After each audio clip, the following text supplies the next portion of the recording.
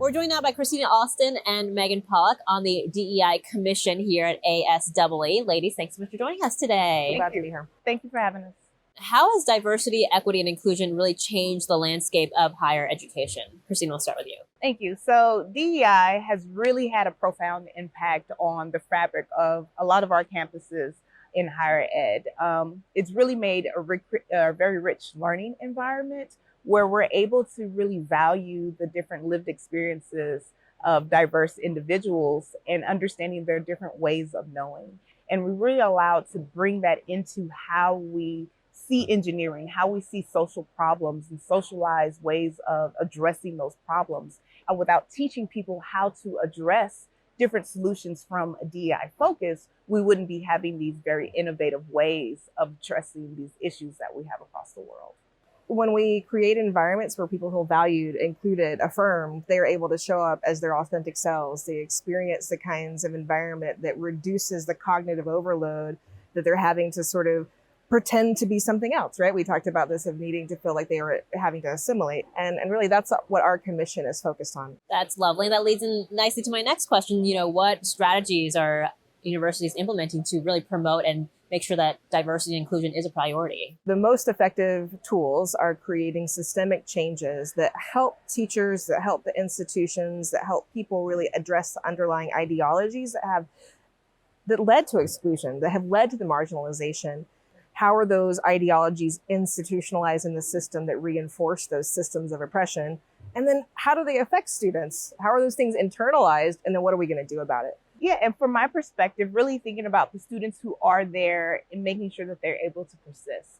And like Meagan said, that system approach is really important. But what's even more important is making sure that we're not looking at that from a deficit lens. So what are really the needs of the faculty to support them? So what assets do the students already have to keep them there? What are their strengths? What are their goals? How can we support each other, right? So really having that strength-based approach to maintaining the needs of the students within those spaces. Let's look at the faculty. How are you mentoring those students? Do you actually know where your students are coming from? Why did they join your program? Is it just so that they could say that they were an environmental engineer? Or do they have a particular background within their environment or their community that they're trying to overcome? When we help people learn how to do this, first, we teach them about systems. We teach them about positionality, which means understanding who you are in that system. How does your lived experience influence your lived experience? How are you, your lens, how you're interpreting your students' experiences, because that affects how you see them as a deficit or what they're bringing as an asset. You guys kind of touched on this a little bit. From an educator perspective, how do they make sure that their methods are promoting diversity and inclusion? Think about DEI, right? You might just think about that when you're in academia or when you're writing papers, or let's do that for them, right? Think about who you invite into your home. Think about who your best friends are. Is it truly a monoculture that you're living within? When you're truly having diverse experiences yourself, and you're truly trying to have an understanding of diverse cultures, then you're truly going to be educating other people, or willing to understand other people's lived experiences and learn and educate through those lived experiences. For example, some of the core values I believe around diversity, equity, and inclusion are like transparency. How are we making sure that we're not, creating unintentional gatekeeping by hiding knowledge?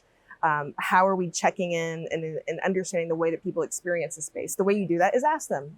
Ask them, how do you feel? If you don't feel good, let's talk about that. What about the environment is causing that? It's recognizing how do we need to move through the world in a way that creates space and opportunity for everyone. And that might mean for me as a white person that I need to step aside and sometimes. Be uncomfortable. Yeah, and that small uncomfortability is allowing for others to become comfortable within that space.